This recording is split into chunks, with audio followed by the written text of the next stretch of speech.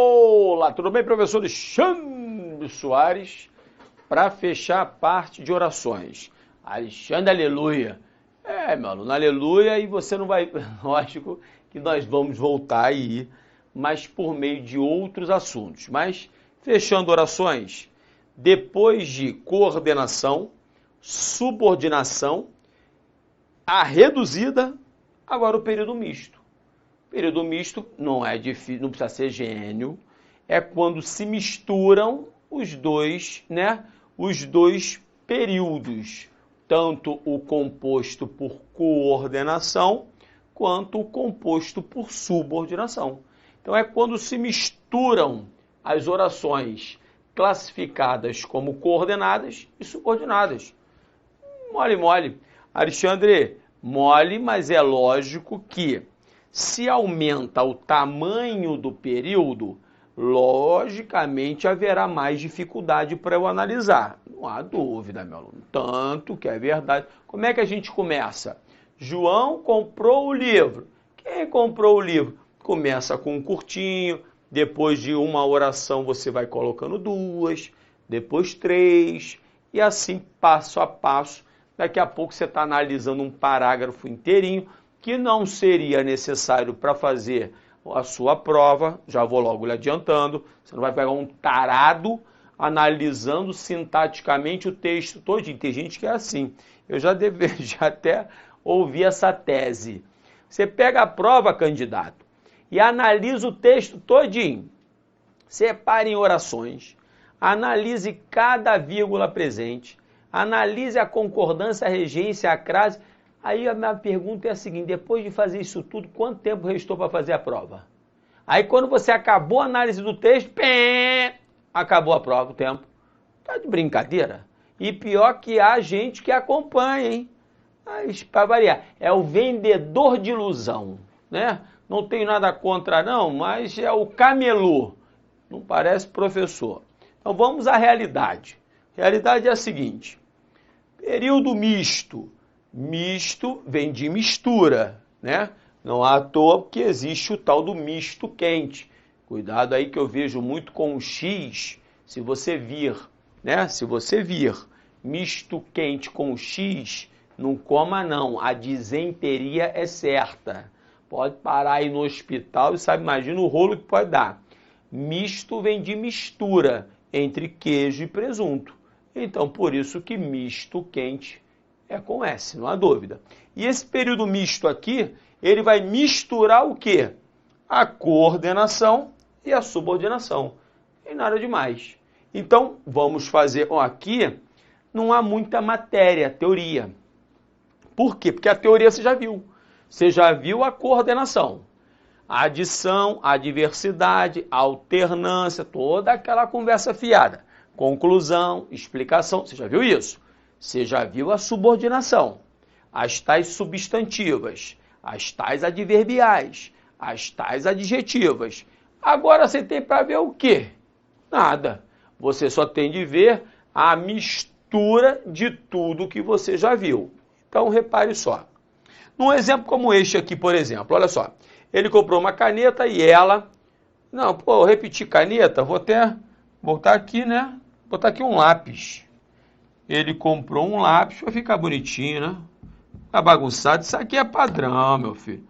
Isso aqui não é bagunça, não.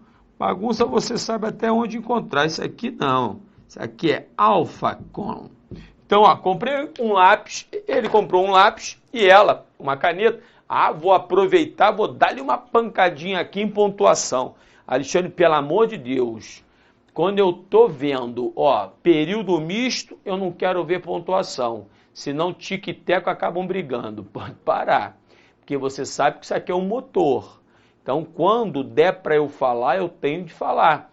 Ainda que não seja o momento, mas você vai colocar aqui assim no caderno, cuidado, e no futuro, né? Em breve, você vai passar por aí. Então tá, repare só. Ele comprou um lápis e ela, veja só aqui, e ela comprou uma caneta que estava estragada. Repare que esta vírgula aqui, ela está no lugar do verbo comprar. Então, aqui está escrito o seguinte, ela comprou uma caneta. Mas, pelo contexto, eu não quis escrever o verbo. Aí eu substituí o verbo que já tinha sido apresentado por uma vírgula. Quando você faz isso, você cria um processo chamado de zeugma. Nome bonito para colocar em um filho, não é isso? Ô, zeugma! Vem cá, moleque. Então, zeugma é quando você substitui basicamente um verbo pela vírgula. E um detalhe, hein? Para a galera que gosta, quando você faz zeugma, esta vírgula aqui, ó, ela é obrigatória, tá? Ela tem de estar presente, marcando aqui o verbo subentendido, oculto, em elipse, escondidinho. E para a galera que ainda gosta mais ainda, que tem um taradão da vírgula, né? O taradão da vírgula, tudo que falar de vírgula, ele quase cai duro para trás. Então, essa vírgula aqui, que caracteriza este processo chamado zeugma, esta vírgula tem um nome bonito. Alexandre, isso nunca caiu em prova. Já caiu. Caiu em prova como VUNESP, já caiu em CEPERJ, CEPUERJ, já caiu em AOCP, caiu em banca sim. FUNCAB, o nome desta vírgula aqui, que caracteriza esse processo de deixar o verbo subentendido já apresentado anteriormente, o nome desta vírgula é vírgula vicária. Alexandre, meu filho, vicária. Então, a vírgula vicária é aquela que fica, em regra, no lugar de um verbo, substituindo esse verbo, né?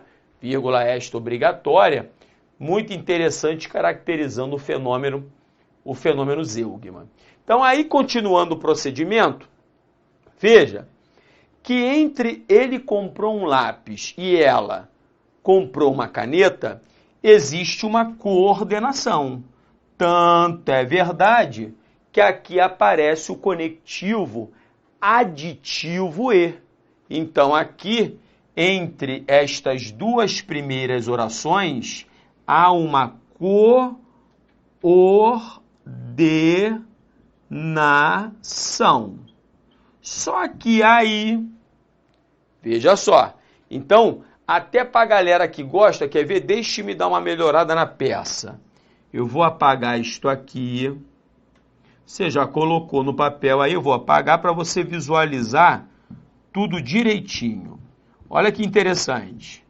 Então, repare, aqui, esta primeira oração, ele comprou um lápis, é a chamada coordenada, ó, coordenada sem o conectivo, sem o síndeto, chamada de assindética. Legal. Esta é a primeira oração. A segunda oração, com relação à assindética, que vai até aqui, vai ser, ela tem o síndeto, tá? Tem o conectivo. Acrescentando uma informação, vai ser a coordenada sindética, olha só, sindética aditiva. Beleza. Agora repare que interessante. Aí, depois dessa tal sindética aditiva, vem mais uma oração, introduzida pelo que, e que você já percebeu que tem como referente, quem tem o que? A tal caneta. Era ela que estava estragada. E veja que aqui eu consigo também substituí-la por a qual. Ou seja, a caneta, uma caneta a qual estava estragada.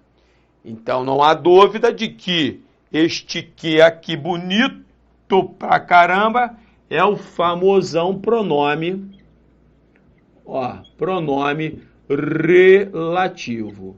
Então agora Preste atenção, meu filho, acompanhe comigo.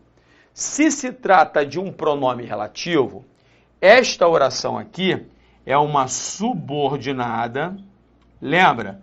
Subordinada, adjetiva, que não traz consigo qualquer sinal de pontuação. Então, é uma adjetiva restritiva. Legal. Agora é o pulo do gato. Repare, se ela é uma subordinada, cadê a principal dela? A principal é aquela que traz consigo o termo que o pronome relativo está substituindo. Então, esta oração aqui, e ela comprou uma caneta, com relação à primeira oração, é uma sindética aditiva, ok? Mas esta segunda oração, com relação à terceira, ela já não é mais uma sindética, porque entre elas há uma subordinação. Então, esta oração, eu até vou colocar aqui uma barra, ó, barra, com relação à terceira, vai ser a oração chamada principal. Olhe como a nossa língua, ela é tão fácil e interessante. Então, repare que esta oração aqui que ficou no meio, ela tem dois papéis. Ela é sindética aditiva com relação à primeira e ela é a oração principal com relação a, com relação à terceira. Alexandre, mas vem cá, e se o examinador me perguntar quem é quem? Meu aluno, não tem como.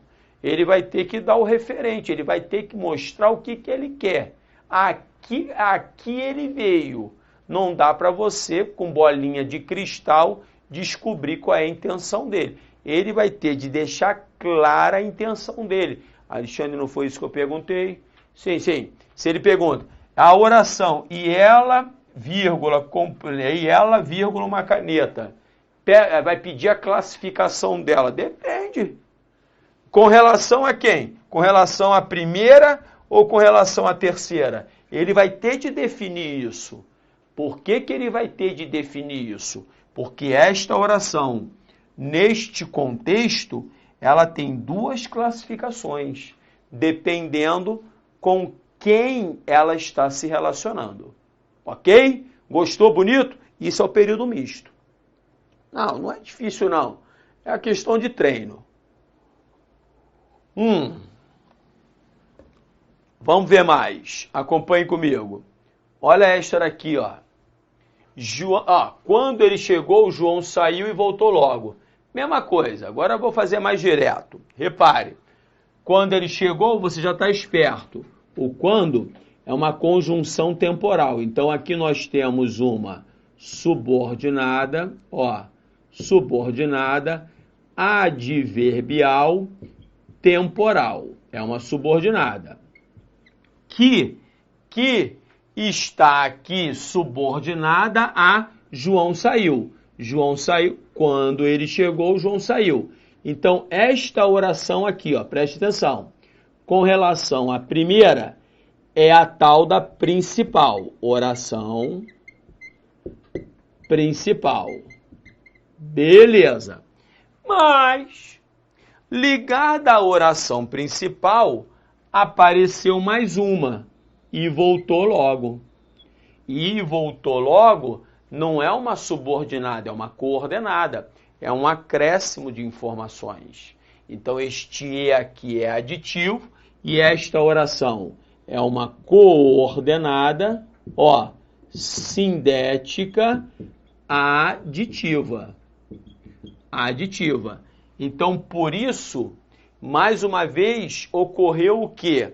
Uma oração aqui no meio que possui dois papéis. Quais são? Oração principal com relação à primeira e oração chamada coordenada dética com relação à terceira. Se aqui existe subordinação e coordenação, não há dúvida, o período é chamado de misto. Você entendeu o que significa período misto? Viu que não tem nada demais? É uma questão de treino, meu aluno. É treinar até você não aguentar mais. E a gente vai conseguir. Acredite nisso. Repare, olha a outra. João estudou muito, mas não passou. Sabe por quê? Porque estava estudando errado. Então, já sabe. Aqui, agora eu vou fazer direto, ó. João estudou muito. Esta daqui é uma tal coordenada assindética. Ela não tem nada. Assindética, não tem síndeto. Aí vem, mas não passou. É aquela adversidade. Quem estuda muito passa. Então, esta daqui é a tal, com relação à primeira, sindética. Lembra? Adversativa. Quais são mesmo, Alexandre? Os conectivos adversativos? Mas, contudo, entretanto, porém, todavia, no entanto. Tem que decorar. Aí poderia parar aqui, né? Mas continuou. Aí, João estudou muito, mas não passou. Mas não passou por que motivo? Qual foi a causa? Qual foi a razão? A razão? Estava estudando errado. Então, repare que esta última oração aqui, ó, ela vai dar a razão, vai dar o motivo, vai dar a causa dele não ter passado. Por isso que esta oração, ela vai ser classificada como subordinada, ó, adverbial causal. E o que aconteceu mais uma vez? A oração aqui no meio, ela é ao mesmo tempo sindética adversativa com relação à primeira e vai ser a oração chamada principal com relação à terceira. Ah, Alexandre, agora eu estou começando a entender e ficar bom nisso. Então isso é treino, meu aluno. É treinar para a gente, né, arrebentar. Olha só aqui, ó. Você pediu isso. Pediu o quê? Pediu que ela viesse. Então aqui, lembra, nós temos uma oração que completa a ideia do verbo pedir. É aquela subordinada, ó, subordinada, objetiva direta. Quem pede, no caso, pede alguma coisa aqui. Aí eu poderia parar aqui, mas eu continuei. Você pediu que ela viesse, mas depois se arrependeu. Viu o que eu fiz? Repare que este E aqui, ó, é substituível por mais, hein? Se ele é substituível por mais, ele não é mais aditivo. Ele é adversativo. Então, a última oração, e depois se arrependeu, é uma adversativa. É uma sindética, é uma coordenada sindética, ó, adversativa. Aí vamos voltar à mesma história. Período composto, né, misto, por quê? Porque a primeira oração aqui, ó, deixa-me pegar o azul. A primeira oração aqui é a tal da oração principal, com relação à segunda. E esta segunda, com relação à terceira, ela vai ser a tal da assindética, né? Então tem de ter maior cuidado. Quando a gente fala sindética, estamos falando dos síndetos coordenativos e não subordinativos. Não confunda isto com aquilo. E para finalizar, você está reparando que eu estou esticando isso um cadinho, não é por acaso, né? Sabe por que eu estou fazendo isso?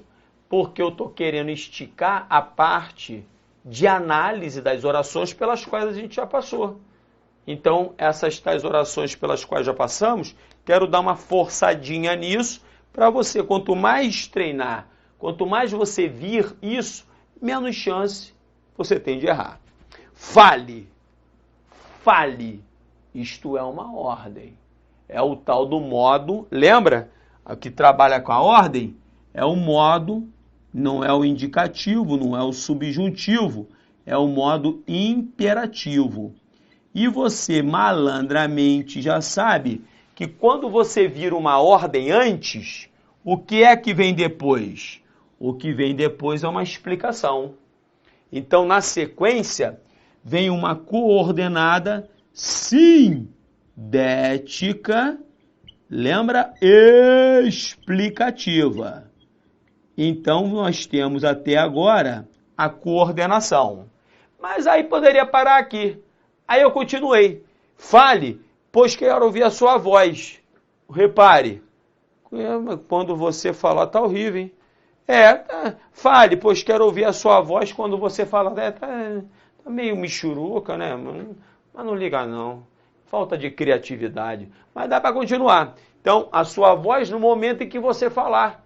Né? Quando você falar, eu quero ver se é mais grave, mais aguda, para ver se você vai ser o cantor que você pretende ser. Então, quando você falar, repare o quando mais uma vez, caracteriza aquele aspecto temporal, caracterizando a tal da subordinada adverbial temporal. Tá direitinho comigo? Então, para fechar o caixão, o que nós temos mais uma vez? Nós temos um período misto, por quê? Porque aqui se misturaram coordenação e subordinação. Legal?